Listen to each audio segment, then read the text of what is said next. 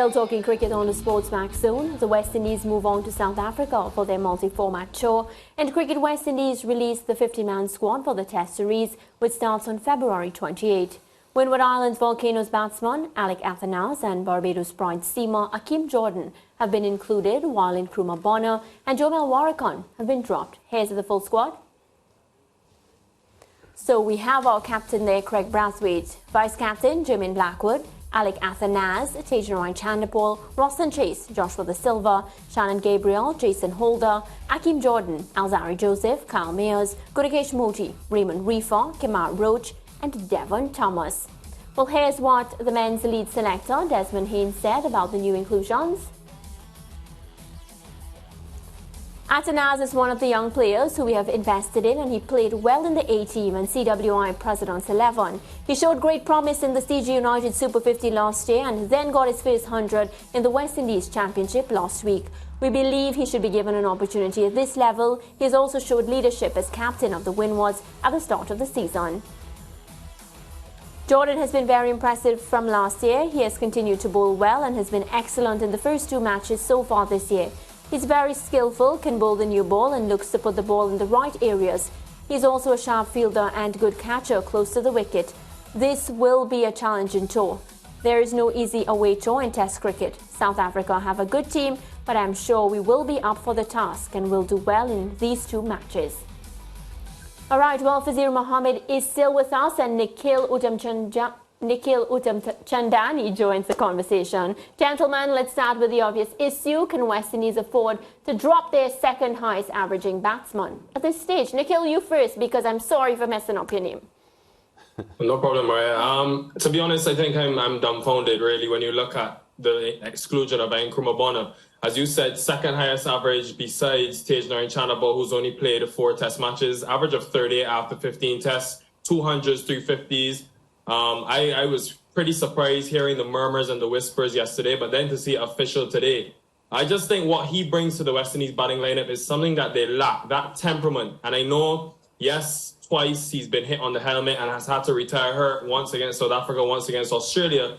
But, I mean, when you look at the rest of the batting and the results that the West Indies batters produced against those two oppositions, it's been equally terrible, to say the least. In those 8 innings in that South Africa tour and the Australia tour, twice they were bowled out for under 100 and 3 times they failed to cross 200. So, I mean, I think we can all point to the entire batting lineup struggling with the pace. I thought Nkrumah Bonner was not only a sure starter for this South Africa series, I felt he should have played in the Zimbabwe series as well. But I guess the lead selector Desmond Haynes has made his decision.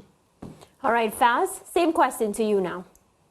Yeah, it's an interesting one because having seen him selected in the squad for Zimbabwe, I thought he would have been selected for the 2 Test matches to really build his confidence.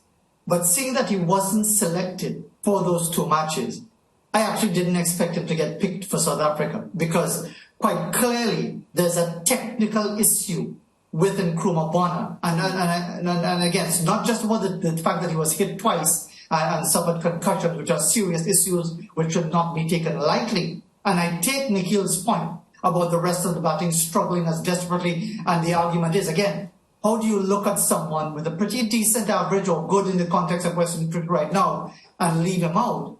I think it's a classic case of horses for courses. And in the case of the Nkrumah Bonner horse, this particular horse will obviously struggle against South African fast bowling, especially in those conditions. And therefore, I'm not surprised. It might appear harsh, it might feel harsh for the young man or not so young man to be left out in these circumstances. But given his very obvious struggles, whether it's a question of when you look at him on the back foot to short pitch bowling, he gets very square and exposes himself very easily to be struck about the body. He was struck on the helmet by Amit Nokia, the very first ball that he faced in St. Lucia in June of 2021, and he had that concussion again a couple of months ago in Australia. So it's an issue about his technique. Maybe it's his confidence as well has been dented seriously in those circumstances. So notwithstanding the numbers and the numbers of the others, I think it's his obvious struggles against pace on helpful pitches that has caused him to be dropped. Yeah, so Nikhil, just building on the point that Fazir just mentioned, because I'm pretty certain that you are aware of the point that Fazir is making, albeit his test average is better than most, but technically he appears to have some issues with genuine fast bowling.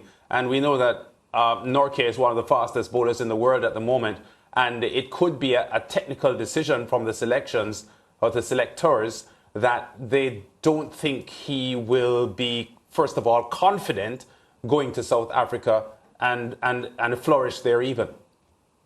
Yeah, let me just start by saying I think I completely agree with Faz in the sense that the Zimbabwe tour, I really felt, being the fact that he's been in and out of the team, in and out of sort of batting, I thought he could have really used those 2 matches to get runs under his belt. But I completely see Faz's point in terms of the technical deficiency. What I would say to counter that, though, is who are we bringing in? And for me, I think we're doing Ale Athene's young 24-year-old who's just got the captaincy for the Windies Islands. He's only played, just 30 first-class matches, and it just scored his first-class 100. It seems now that he's now establishing the confidence. For me, I would love to see him play the remaining 3 first-class matches, maybe get 1 or 2 more hundreds at least, and build his confidence. Are we really ready to expose this young man into South Africa against Lungi Ngidi, Kaigiso Rabada, Anrik Nortje, and all that they will throw at us? Even though I think he doesn't even start in the first 11 because he still has Devon Thomas and others to wait.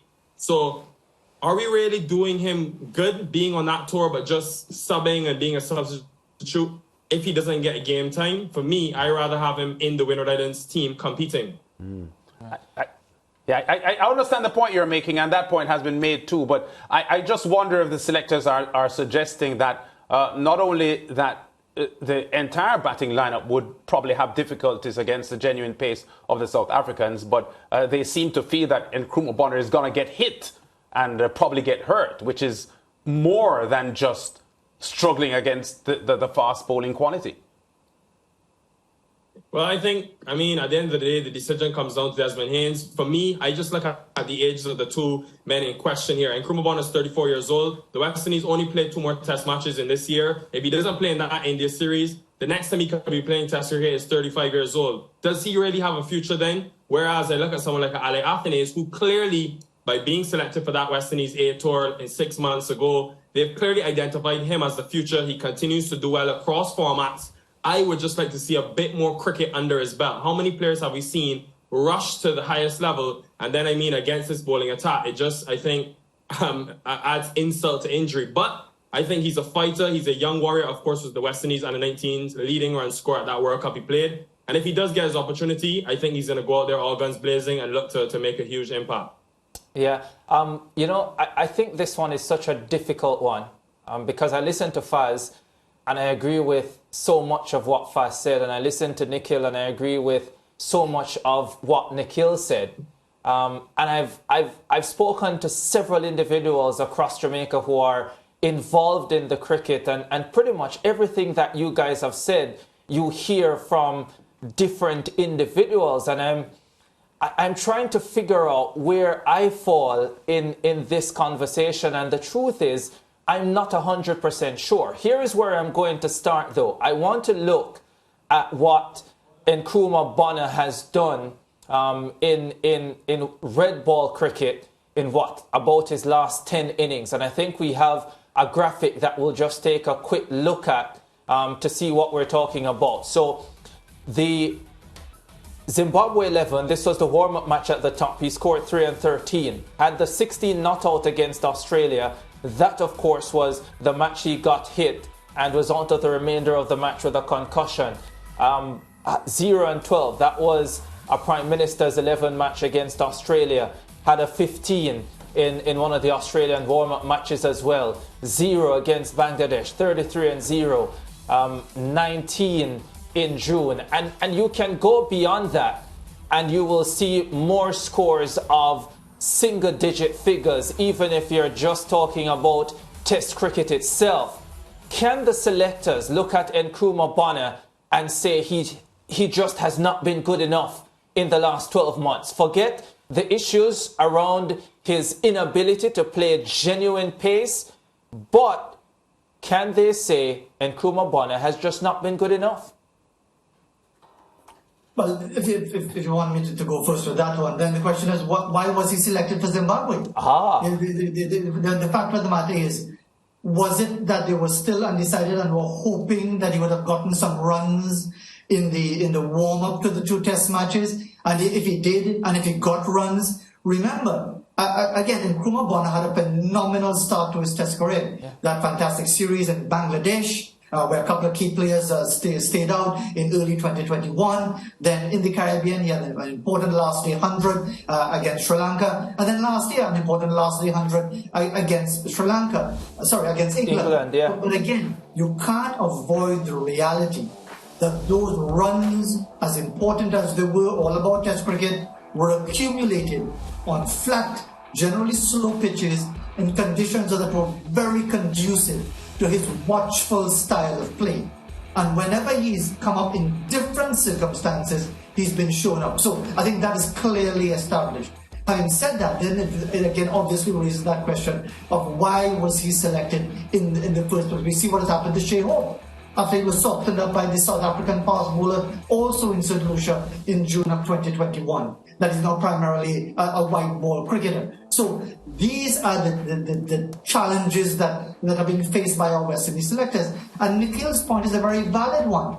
Is Alec Athanaze going to be put in a situation where he might be thrown in the deep end in the second test, facing the fire? You never know. But if you want to be positive about it, look at Tejnarayan Chandapur. Look at the way he responded to being put in the Lions' Den in Perth and then for the day-night in Adelaide, and how well he responded to that challenge. You can only hope. Again, the fact that he missed 3 first-class matches for the Windward's Volcanoes might be significant, but you never know. If given the opportunity, and he has that confidence and self-belief, he could do himself and his career a world of good. But again, I think Nikhil's point is valid, but I think the selectors have sort of resigned to the reality that at this point, Nkrumah Bonner struggles in fast bowler-friendly conditions. All right, so let us say we go with the fact that, well, not a fact, but let us say we go with the opinion that it may well just be because of his issues with fast bowling.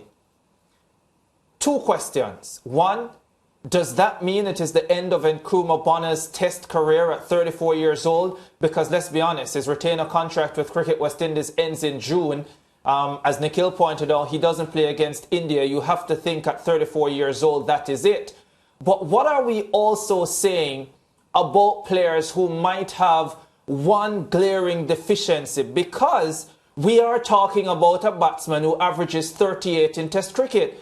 He has the 2nd best average in the West Indies team, which means in the time he's played Test cricket, he's shown enough to suggest he can be a quality performer at the highest level. So are we therefore saying you have one glaring deficiency, we're done with you, you move along? Isn't that the job of coaches to find a way to fix those deficiencies and work with the players who are showing they're capable of getting the job done at the highest level?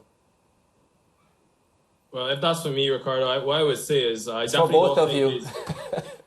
I definitely don't think his career is over, because if he has the opportunity to go back and play 3 first-class matches for Jamaica in West Indian conditions, and knowing the Nkrumah Bonner that we know in terms of that fighting ability, and the way he got into the Test team initially, no one had him to score 450-plus runs in that 2021 first-class season. So when he did that and got back in the team, he showed that he has that resilience. He has 3 first-class matches now. If he scores 2 or 300s, all of a sudden, he's back in the talk for that India series, which will be played in spin conditions, where, as Faz said, he flourished at the beginning of his Test career in Bangladesh, where he scored that fighting 80-odd and then the 100 against Sri Lanka a couple months later. So I definitely don't think it's over. In terms of your question about the deficiencies and how we work with it, I would argue that I think watching some of the best players in the world, the Virat Kohlis, the Babar Azams, even a Joe Root, who's spoken many times about, yes, they work with coaches, etc., but a lot of times they're able to iron out flaws in their game by actually being in the game.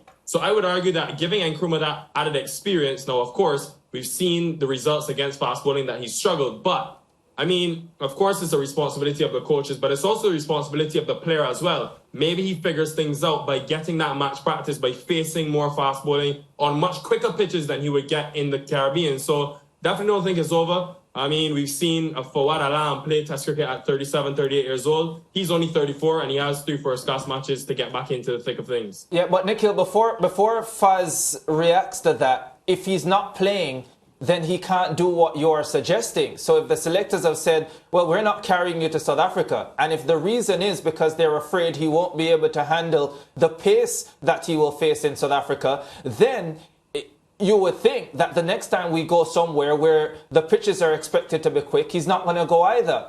So if he's not going to get the opportunities, he can't do what you have just suggested. Faz, where are you on this? I think Nikhil's point is a valid one. His career, you would want to think, is not over. It's up to the individual. Bottom line is, as Nikhil said, I have always wanted to see the situation when our test players, especially test cricketers, come back to our regional game. You want to see them be a cut above. So when he comes back, you want him to see not just get 34 and 42 and a 71 not out. You want to see him get big hundreds. Regain that confidence. Yeah, and yes, the conditions will be different, but all you can do is perform to the best of your ability and address the selectors once again. And once more, the 34, 35 in the modern era is not the end of the world. You look at football, for example, which is a game that requires a lot more fitness-wise. You see players being 36, 37, almost 38 at the highest level of the game. If he works on his fitness and all of those different elements, surely he would have to be in consideration, but he has to score runs. And again, just a quick point. I know the age difference is huge. Shivnarine Chanderpaul, after a fantastic start to his test career in 1994, was dropped for the entire home series against Australia in 1995 because it was felt he could not cope with the spin of Shane Warne. When the West Indies lost the series, Chanderpaul played a blinder against Warne when the West Indies were in Australia in 1996-97. So again, you do have these situations where there's a feeling that a player just cannot cope with either a situation, an opponent, a country, conditions, and so on. Some wilt and never seen again. Others can bounce back. I get the impression that Nkrumah Bonner, having waited 10 years from his T20 opportunity to play Test match cricket, is not going to let the opportunity slip away without a fight. Right, and you know, speaking about a fight, we have to make mention, of course, of Akeem Jordan. He got himself into the squad, of course. Congratulations to him. What can Akeem do for this Windies team when they head to South Africa? Nikhil? Well, first of all, it'll be very hard for him to break into that 11, just given the fact that, one, he's only played 5 first-class matches. Not the most experienced in red ball cricket, but also he's got a long line to wait behind in terms of Akeem Aroch, who's not even played that last test against Zimbabwe. Shannon Gabriel, who looked impressive at times in that test match. Zari Joseph, Jason Holder, etc. So I think you have to wait his turn. But of course, with injuries, and we've seen the way that the modern game has grown, he could very well be called upon in that second test. So he definitely will keep himself ready. I must say, though, Maria, I was quite surprised to see him added into this test squad ahead of someone like Marquinhos Minley, who's now back fit and bowling for Jamaica, who was just playing in the West Indies A team and picked up a 5-wicket haul 6 months ago. Or even a Jeremiah Louis, who's also played 47 first-class matches and also played for that A team. So just 5 first-class matches and into the test squad. Nicholas Pooran has only played 5 first-class matches, but many people across the region have said that he needs to play more first-class cricket. So what is the criteria all of a sudden? Yeah, I had the same thoughts about, you know, being a bit surprised that he was included. What about you, Faz? Yeah, there doesn't seem to be a clear policy, and that is quite obvious. I mean, that whole situation with Rakeem Cornwall, and I heard Nikhil talking about it at length last week.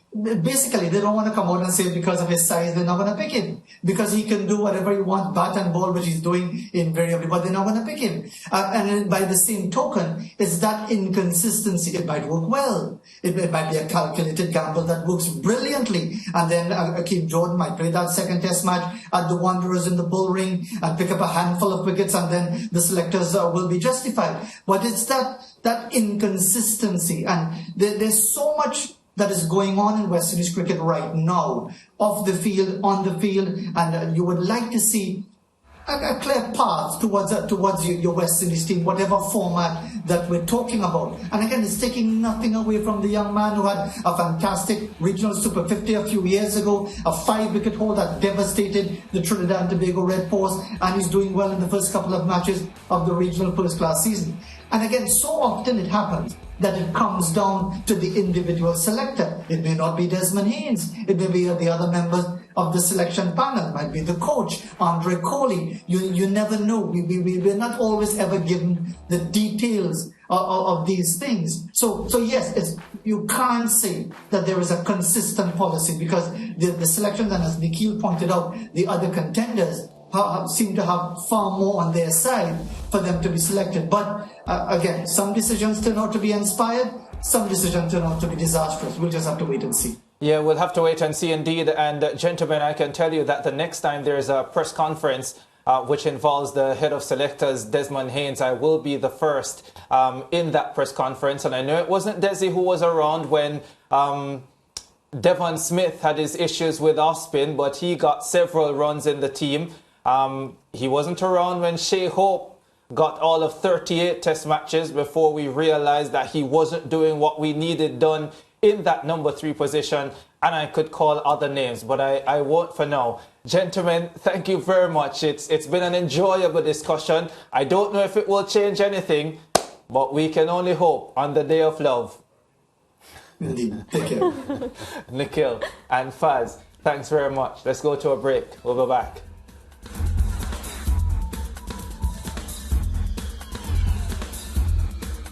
Stay with SportsMax on YouTube and follow us on all social pages for updates, news and entertainment.